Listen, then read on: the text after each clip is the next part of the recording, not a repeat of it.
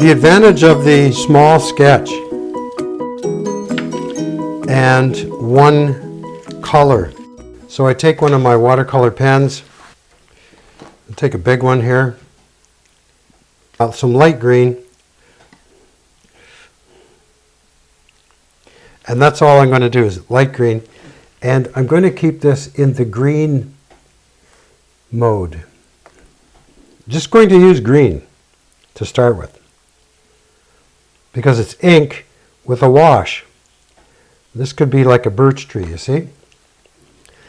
If that reflection's green, this has to be green. Notice how the green is getting lighter because I'm pushing a little bit on the pen and it has water in it. So everything's going to get lighter as I go back, you see? Because there's less paint and more water. And I'm being very careful to leave some of the white show. Now if that's green, it's going to reflect into the water. But there's a cloud here. So right about here, I'm going to leave it. Look at that. Up now. Now that blue is like an ultramarine. Not my favorite. I'm more of a thalocene blue person for a sky. So I'll take a little drop of this. Squeeze the brush. Now that is good. Okay, now watch. We're going to get a pretty intense blue up here. This is the really cheap paper from the dollar store. But I like it. I like it because it kind of gives a nice grainy look. You see? Now there's less on my brush now, but the cloud is there. So what I'm going to, and there's the reflection of the tree. So I'm just going to squeeze it out a bit. See? Get it lighter. Squeeze the brush.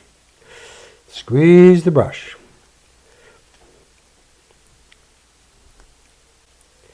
And maybe a little drop of the ultramarine now.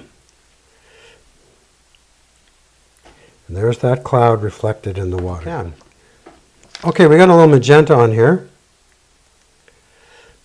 which is great for birch trees. See, what's up here ends up down there.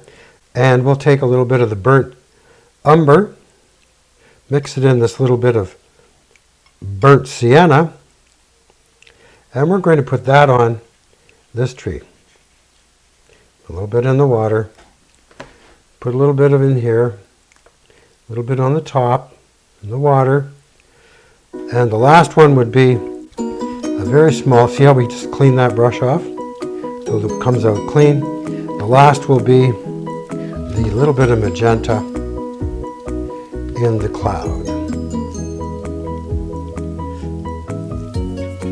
Just in the bottom of the cloud. A little bit in the water. Okay, there's a great little quick sketch that could turn into a great little picture. And of course I can keep enriching it simply by adding a few deeper colors like the yellow here. See?